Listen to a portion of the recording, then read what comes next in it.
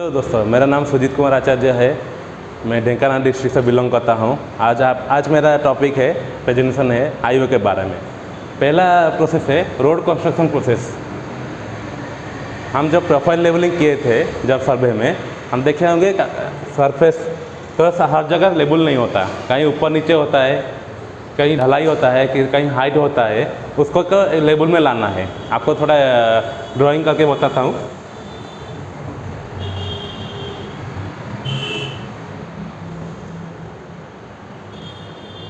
ये है हमारा एनजीएल लेवल, मतलब जो हमारा अभी भी नेचुरल ग्राउंड लेवल है। ये है हमारा एफआरबी, मतलब फॉर्मेशन लेवल। हमें फॉर्मेशन लेवल तक उसको लेबल करने के बाद उसके रोड बनाना है। फॉर्मेशन का लेबल करने के लिए हमें ग्रेडर और बैकहो की जो मशीन है उसको यूज करना पड़ता है लेबलिंग पर्पज़ के लिए। उसके बाद हम एक तो सैंपल दिखा दूँ कैसे रोड का थिकनेस रहता है।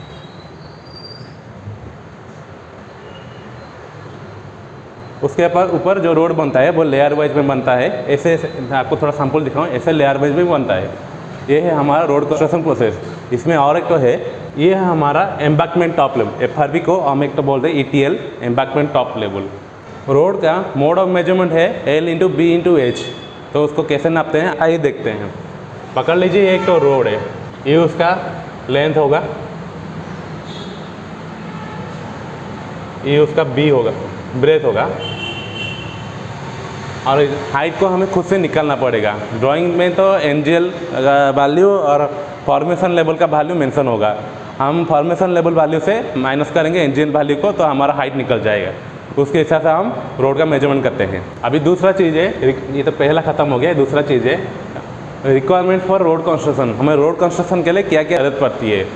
एक पहला तो है ड्राइंग, दूसरा है प्लान एंड प्रोफाइल लेवलिंग जो हमने किया था साइट पे, उसका डाटा शीट, तीसरा है टीसीएस, टिपिकल क्रॉस सेक्शन।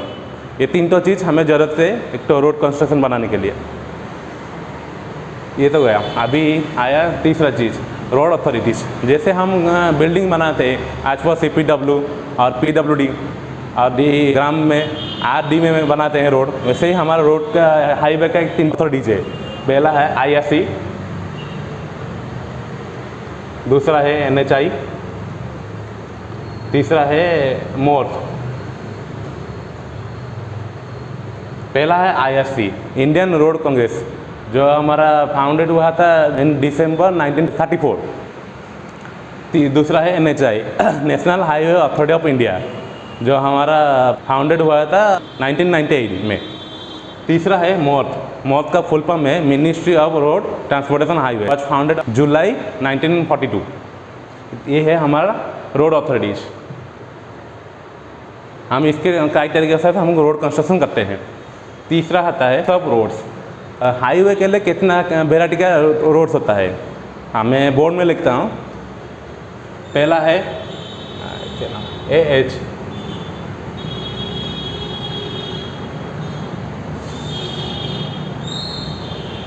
मतलब एशियन हाईवेज। दूसरा है NH, नेशनल हाईवेज। तीसरा है SH, मतलब स्टेट हाईवेज। चौथा है MDR, मेजर डिस्ट्रिक्ट रोड्स। पांचवा है ODR, अदर डिस्ट्रिक्ट रोड्स। इनमें है BA, बिहार विलेज रोड।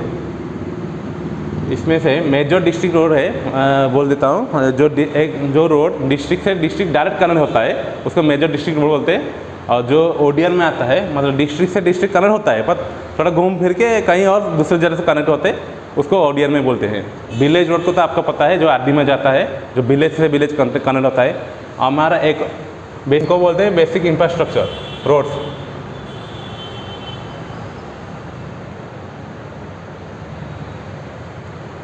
इसमें और एक तो है एक्सप्रेस हाईवे, जो फॉरेन में यूज करते हैं उसको पे, और एक तो उसका नाम है फीचर हाईवे, या फिर उसको बोलते हैं फ्री हाईवे।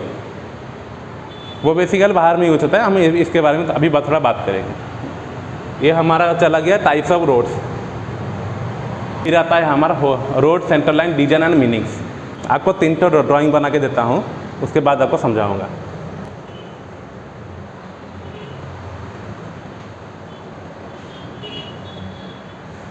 इस लाइन को हम बोलते हैं ब्रोकन सेंटर लाइन। मतलब में जाते हैं तो हम ओवरटेक मार सकते हैं, मतलब किसी के आगे जाते हैं अपने ओन इसमें, इसको बोलते हैं डिसकंटिन्यू लाइन। अगर ये येलो कलर में है तो उधर हमारा जाना मना है। ये पहला केस है। दूसरा केस बोलता हूँ, पकड़ लीजिए हमारा कोई हिल एरिया होगा या फिर कहीं ढलाइन होगा या फिर हाइट एरिया होगा, उस जगह में रोड का सेंटर लाइन का मार्किंग ऐसा किया जाता है, एक साइड तो डॉटेड होगा और एक तो साइड कॉन्टीन्यूस लाइन होगा। कंटिन्यूस लाइन का मतलब है आज वो रूल, तो हम ओवरटेक नहीं मार सकते हैं या किसी को क्रॉस करके आगे नहीं जा सकते। मैंने जो ड्राइंग बना है ये वाला राइज वाला एरिया है, ये वाला फॉल वाला एरिया है, मतलब एक हिल का टॉप वाला एरिया है और ये डाउन वाला एरिया है। जो डाउन में जो गाड़ी जाता है वो उसको ओवरटेक मार सकता है आपने खुद ओन इससे, इसलिए उस साइड को डॉटेड लाइन किया गया है, सेंटर ब्रोकन लाइन को। और इस साइड को जो गाड़ी ऊपर चढ़ रहा है रिस्क ले रहा है ना, अगर वो ओवरटेक मार देगा तो इसलिए कंटिन्यूस लाइन यूज किया जाता है ओनली हिल एरियाज और कोई एक्सेप्शनल एरियाज में। ये हमारा तीसरा केस है। ये इसमें रोड के बीच में दो ठो कंटिन्यूस लाइन बना गया है। ज़्यादातर गवर्नमेंट एरिया जो सर्विस बैंक से स्कूल या कॉलेजेस उसी जगह पर इसको दिया जाता है। इसका मतलब है हम इधर ओवरटेक नहीं मार सकते, मतलब restriction area. Road centre line का दो भी कलर आता है, वाइट कलर है, उसमें तो कोई रूल लगा होगा या फिर कोई ट्रैफिक का रूल नियम मानते होंगे, और येलो पॉइंट है उस पर कोई रेस्ट्रिक्शन लगा, जैसे कोई उधर कोई गाड़ी को खड़ा नहीं कर सकता, वो रोड सीसी कवरेज के अंदर आता है, या भी कोई भी ट्रैफिक का कुछ नियम लागू हो रहा है तो रेस्ट्रिक्शन में वो आता है। हमारा आज पाँचवा गया road centre line design and markings. Then आया आता है highway road and technical name.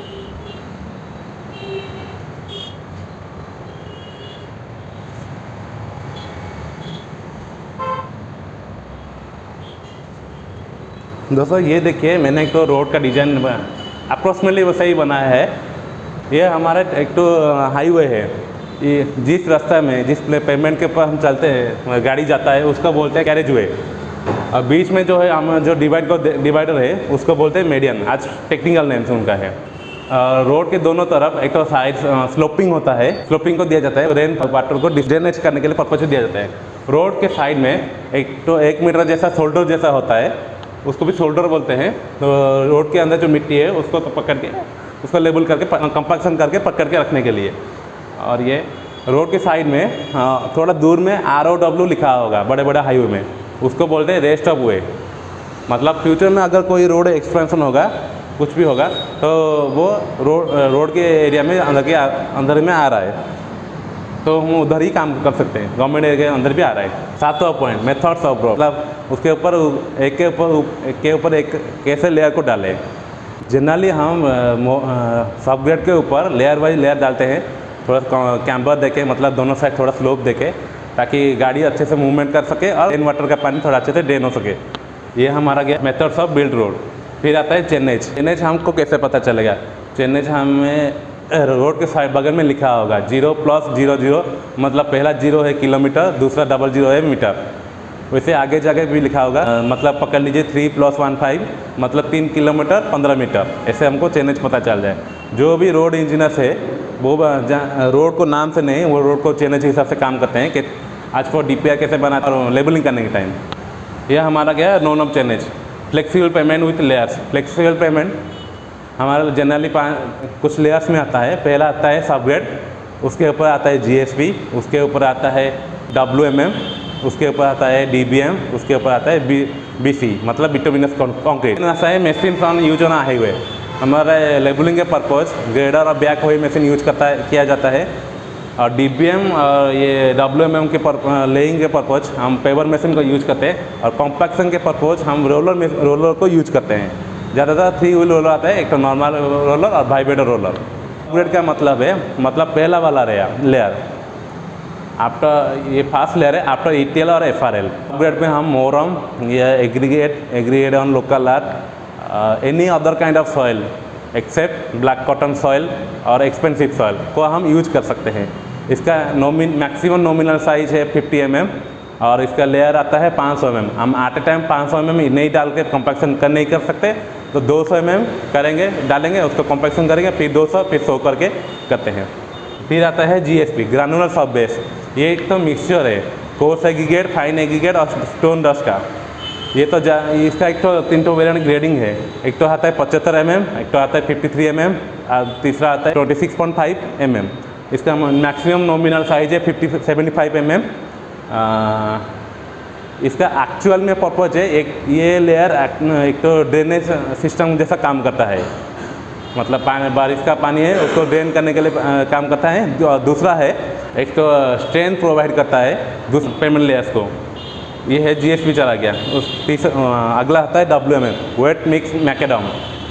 एक तो मिक्सचर है coarse aggregate, fine aggregate, binder और फिलर का। इसमें वाटर का भी रेशियो रहता है। क्या है मैक्सिमम नॉमिनल साइज है 53 mm। WMM का लेयर आता है 150 से 200 mm।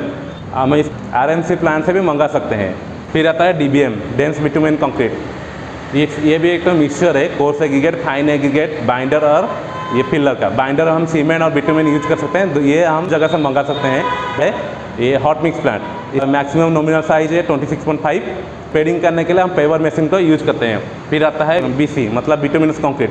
बिटुमिनस का मतलब है हम उड़िया में उसको बोलते हैं पिचू। वो 4 ग्रेड का होता है, VG10, VG20, VG30, VG40। VG10 और VG20 हम कोल्ड रीजन्स में यूज करते हैं। इस VG10 और VG20 में सेटिंग टाइम थोड़ा डिले है, इसलिए कोल्ड एरिया में वो जल्दी सॉलिड फॉर्म में नहीं आता, तो हम VG10 और VG20 को कोल्ड रीजन में यूज करते हैं। VG30 और VG40 हम हॉट रीजन में यूज करते हैं क्योंकि उनका सेटिंग टाइम थोड़ा डिले होता है। VG10 को ज़्यादातर DPC के ऊपर भी यूज करते हैं, घर में जो सब स्ट्रक्चर बनता है। फुल लेयर्स मतलब एक्चुअल में हम साइड में क्या क्या लेयर देते हैं। पहला आता है सबग्रेड, उसके ऊपर आता है GSP के ऊपर हम एक तो प्राइम कोड अप्लाई करते हैं। प्राइम कोड दिया जाता है VG10 लेयर के, VG10 ग्रेड के बिटुमिन को, ताकि WMM में जो वाटर का रेशियो है वो नीचे ना आए, कैपिलर रिएक्शन ना होके और ऊपर का जो DBM है उसको भी ना खराब करे, इसलिए एक प्राइम कोड अप्लाई किया जाता है। फिर आता है हमारा WMM के ऊपर भी एक तो प्राइम कोड अप्लाई किया जाता है ताकि वो DBM को कुछ खराब ना सके। जब दूसरा टाइम हम प्राइम कोड को अप्लाई करते हैं तो वो DBM के साथ अच्छे से बॉन्डिंग नहीं कर पाता, तो उसके ऊपर हम एक तो टैग कोड अप्लाई करते हैं ताकि वो एक लचीलापन केमिकल है ताकि DBM के साथ वो अच्छे से बॉन्डिंग कर सकते।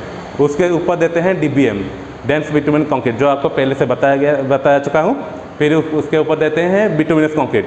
बिटुमिनस कंक्रीट के ऊपर हम तो सील कोट देते हैं ताकि बारिश का पानी उसके अंदर ना घुस सके और उसको कुछ डैमेज ना कर सके।